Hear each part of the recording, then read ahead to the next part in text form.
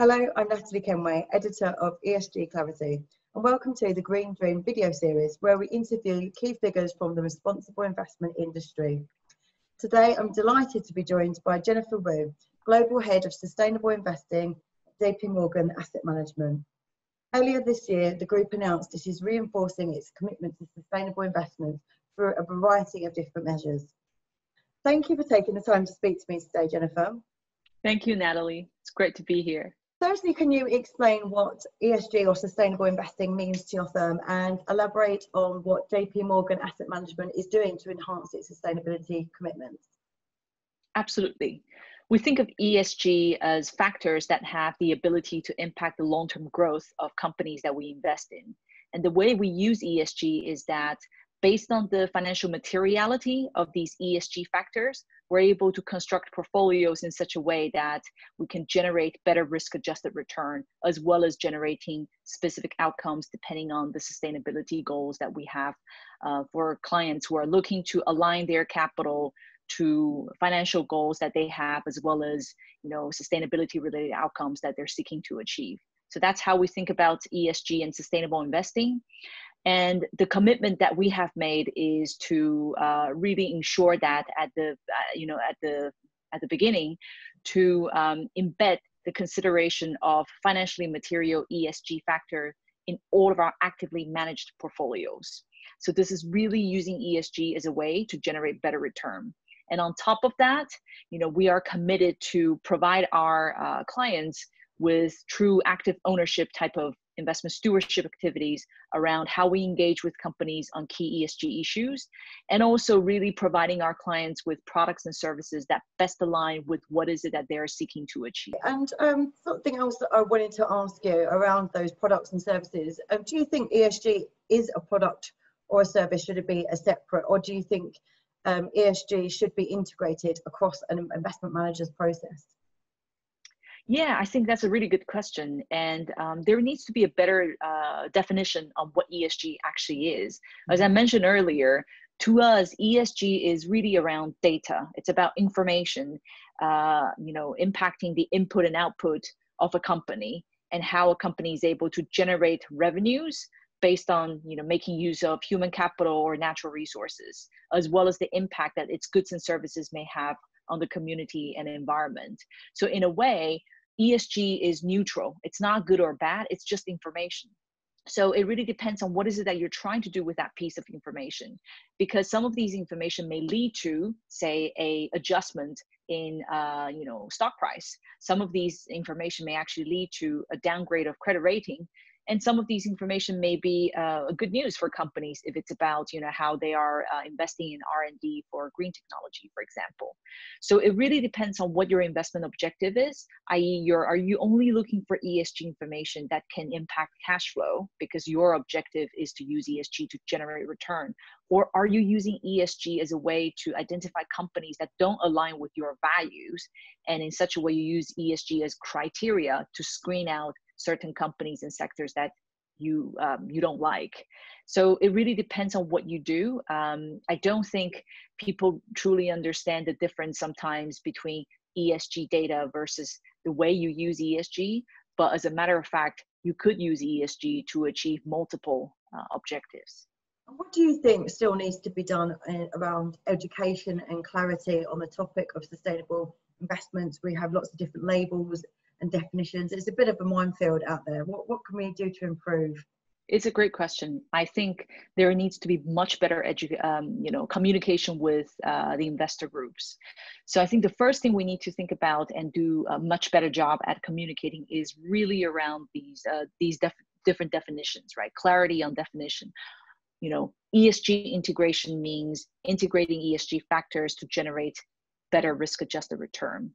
Dedicated, sustainable, or responsible strategies are strategies that not just have financial return as an objective, but also the generation of a sustainable outcome as another objective, right? So you could call it like dual objective type of investment approach. It's really important to be able to separate the two to understand that which option or which solution actually fits with what you're looking for. So that's number one.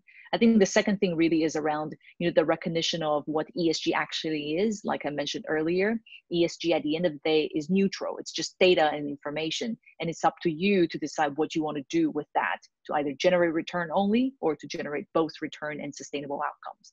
And the final thing is, I would say, to understand that everybody has the ability to make an impact, right? Be it through your pension money or your own investment. The reality is money matters.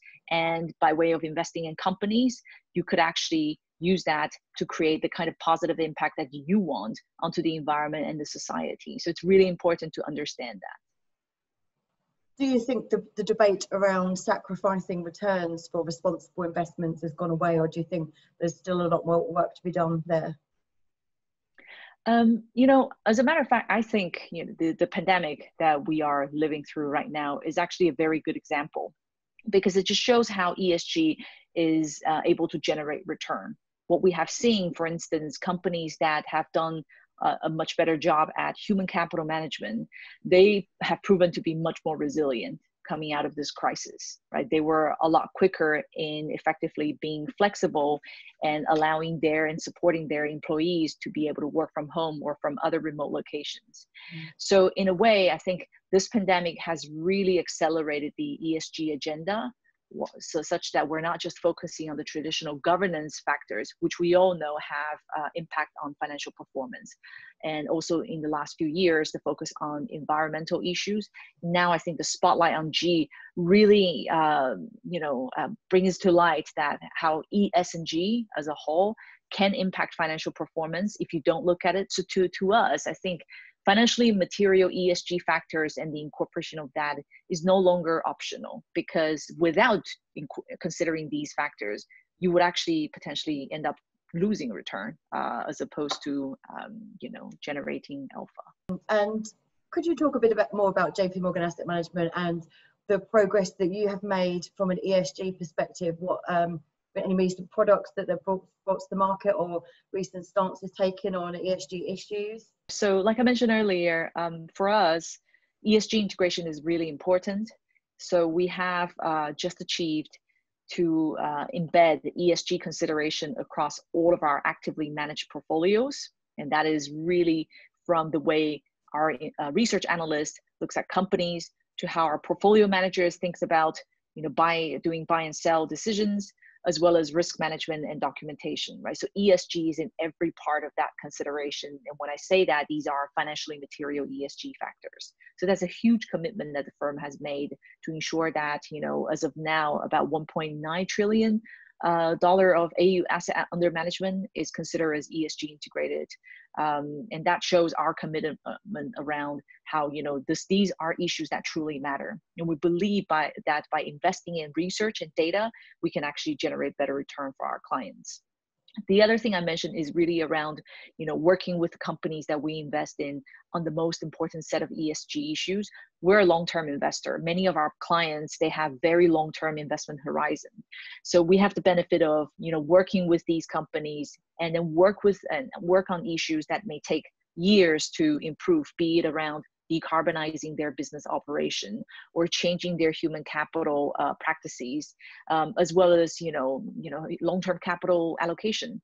So we have the benefit of doing that, and starting from earlier this year, we published our global investment stewardship priorities, and these 5 priorities really highlights what we believe are the most important ES&G issues that will impact the long-term performance of companies. And we're working with all of the companies on these issues, including cybersecurity, climate risk disclosure, diversity and inclusion. So it's every single company we invest in, we engage with them on these issues. We work with them on, improving their performance if there is a need for that. And also, I think it's good for both sides. It's good for their bottom line, and it's good for us as a stakeholder in the company as well. So these are, I would say, the 2 huge areas that we have invested in a lot in building capability and really committed to do more for our clients. It sounds like you have been very busy. And also wanted to ask you about the asset classes. So some asset classes are more advanced on ESG than others. Where do you think we'll see significant developments over the next few years? Yeah, so you are absolutely right, Natalie. I think we have seen more equity products being launched in the last few years in the space of sustainable investing products. Having said that, we also know that, especially in the space of green bond, right, the market has been growing very, very fast.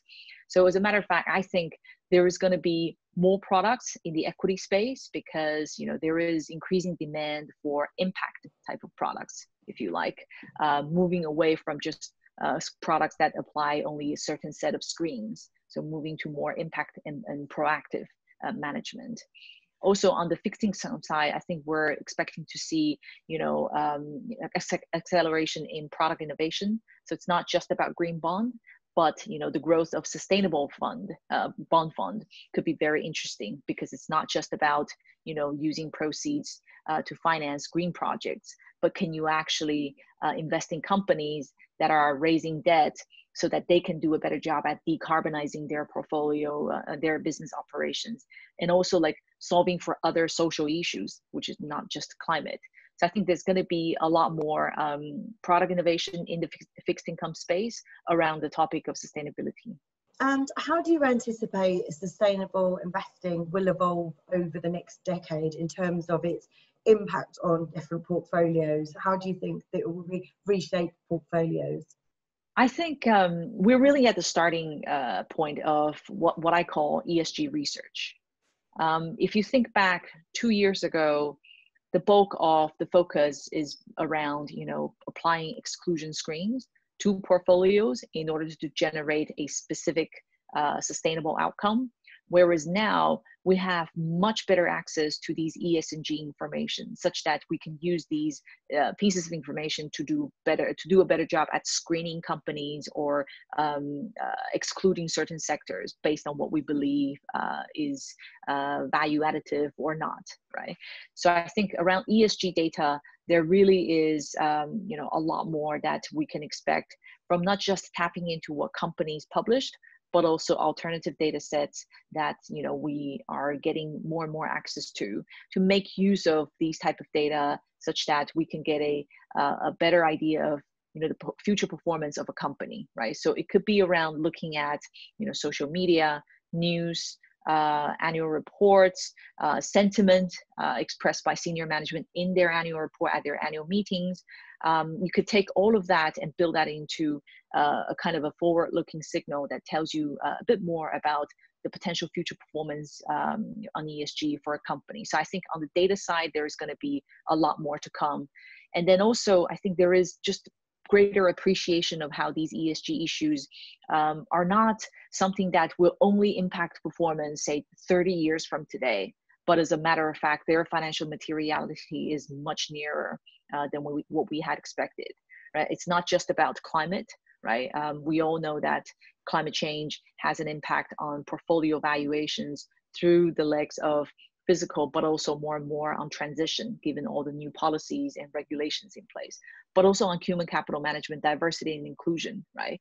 I think there is greater awareness from not just the investment community, but from the broader market, that a company with a diverse workforce is just much more flexible. And especially if we look at what we have gone through with COVID, similarly to the broad human capital management practices, companies that have a diverse workforce, they are just much more nimble, flexible, and they've been reacting really well to effectively dealing with the risks. Well, my final question is, what is your favorite sustainable snack or hot drink? I have to admit, I'm not too much of a snack person. The only thing I like is ice cream. I don't actually know how sustainable it is, although recently I have grown really, really interested in vegan ice creams. I think that's quite sustainable. But to be honest, for the most part, I eat a lot of fruits, and I love apple. One of the things that I love the most after moving to London is there's just so much variety of locally grown apple. I think that's great from a sustainability standpoint, and it just tastes great. Drinks, I think, again, like, to me, the bar is locally sourced, be it soft drink or tea and coffee, etc. Maybe not coffee, more tea. Anything that reduces potentially that has a lower carbon footprint, that's locally sourced. To me, that's a good idea, be it a snack or a hot drink. Well, thank you very much for sharing your insights, Jennifer. It was fab speaking to you. Thank you very much, Natalie. Thank you for having me. Thank you for joining us on the Green Dream. Keep an eye on the ESG Clarity website for more episodes. Thank you and see you next time.